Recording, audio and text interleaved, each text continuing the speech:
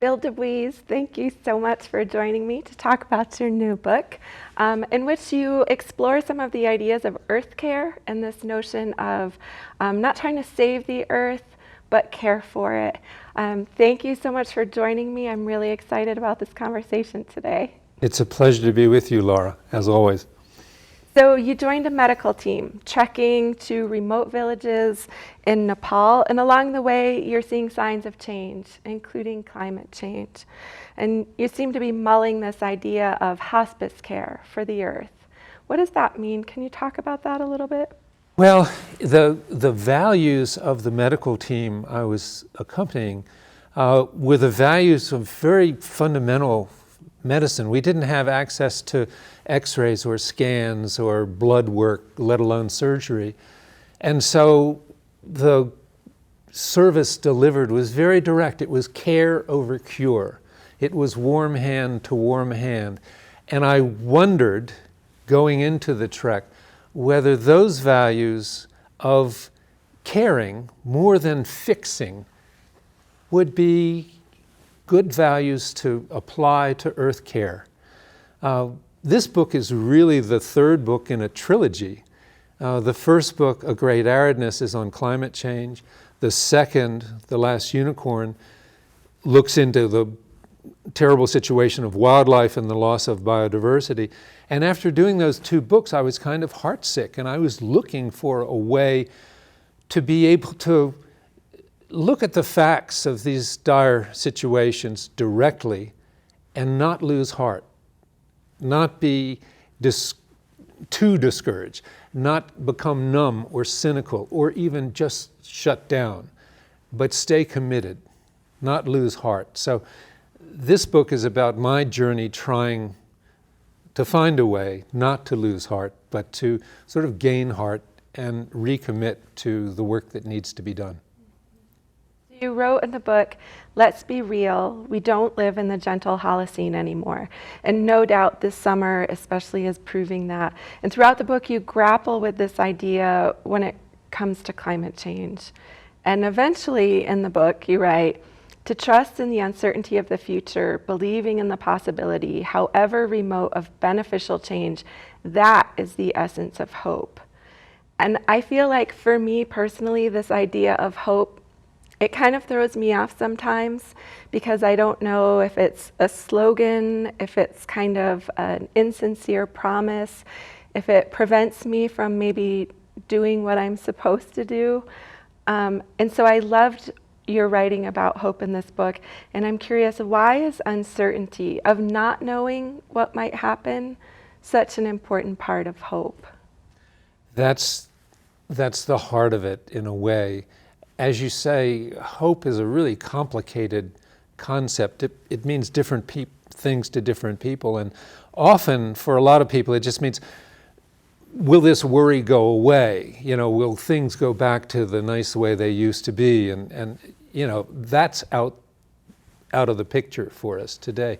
But the kind of hope that relies on endurance, on being open and prepared for things to turn in a positive way, for beneficial surprise, that's the kind of hope that's going to get us through the dilemmas we're in now. And in a way, this quest of mine was looking for not just an intellectual hope, but a hope in here, a hope that seeps into your whole being.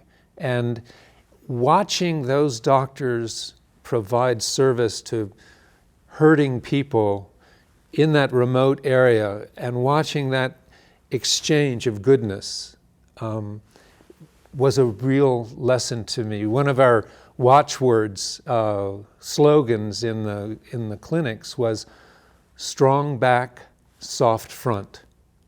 And that's what I kept seeing these people applying. They were resolute, they were ready for emergency, these doctors and nurses and other practitioners, and yet they were always open to the people they were working with. And that was inspiring to me, and that was a kind of hope in action, I thought.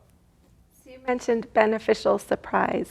Are there any examples of those out there in the world right now, or that we might look forward to when we're thinking about climate change? Well, specifically about climate change, I don't know. All the data looks pretty negative. The big beneficial change that I mention in the book actually is that of the collapse of the Soviet Union. The CIA didn't see it coming. Nobody saw it coming. And when it came really fast. And some leaders like Václav Havel, who is one of my heroes, were ready for it because he had the right kind of hope to respond to that surprise as positively as possible and make something really good out of it, which was the Velvet Revolution in Czechoslovakia. So I appreciated reading this book for lots of reasons. The hope, lots of reasons. But in particular, not having left New Mexico since before the pandemic started, I needed to go on this journey with you through the Himalayas. But you've lived in New Mexico for 4 decades now. What were some of the similarities that you noticed in the change that you're seeing, including climate change, in the Himalayas and here in northern New Mexico? Well, on these journeys, we were mostly above timberline. But when we were below timberline, the forests were so similar. The pine that's in Nepal up to about 11,000 feet or so, is a pine very like a ponderosa pine, another 3-needle pine. And it was interesting to me to see that those trees had the same health problems that our trees, I mean, the forest dynamics of drying, of too much heat, of insect outbreaks, all those things seem to be happening there in exactly the same kind of pattern that we have here. So, and it was a mountain world. I live, as you know, an hour north of Santa Fe, up in one of the small villages of northern New Mexico. And the village life there and the village life in Himalayan Nepal is not all that different. They're both irrigated communities, interestingly enough. And I learned something about irrigation there. I learned about irrigation at a level of higher art than I've ever seen it here in New Mexico, as a matter of fact. So one of the ideas that you write about in The Last Unicorn, and it comes up again in your new book, that has really stuck with me over the years, is this idea that we share this planet with all of these different species. And we're just this little planet in a vast universe. And every time we allow a species to go extinct, our planet becomes a little lonelier. And I was wondering if you could talk a little bit about that idea and how that idea evolved in you. Well, you know, one of the inspiring teachers on this subject for me is a New Mexico Pueblo Indian scholar, Rena Swensel, from Santa Clara Pueblo. One of my favorite mini chapters in the book is really, well, it's titled Rena. And I quote her as saying, and I'll get the quote a little bit wrong here, but she's saying our world as humans has just become too small. It's just us. We're only thinking about us and not about the whole community of life through which flows the water, wind, breath, which in her telling sounds an awful lot like the Tao of ancient China.